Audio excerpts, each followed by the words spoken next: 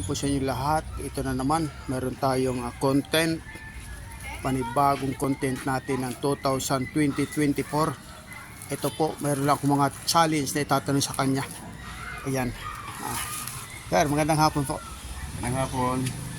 Yung nakaraan na taon at saka yung ngayon, itong 2024, ano bang pinagkaiba doon sa ngayon?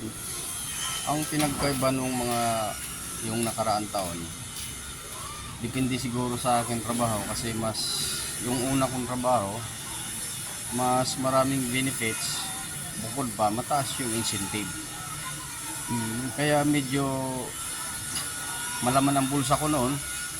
Kaya naman marami akong kailangan bilhin at marami akong nabili. Kaysa sa ngayon, naging wise na yung mga negosyante, kunti na lang yung halos wala na akong incentive na natatanggap.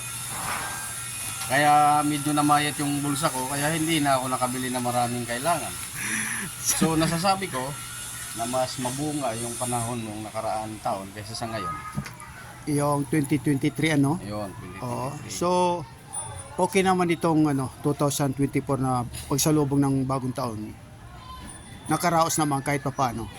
Nakaraos din, kaya lang naging practical ako kung ano yung kailangan lang na hindi naman masasayang, yun ang binili ko. Pero yung mga after ng bagong taon hindi naman nakain, napapanis lang, hindi ko na binili. So yun, medyo natuto ako sa nakaraan. Okay, so ito ano lang natin ito, content lang ito para doon sa aming ginagawang vlog. Ito. Maraming salamat po, suportahan niyo, huwag niyo kalimutan. Ito aming content na araw na ito.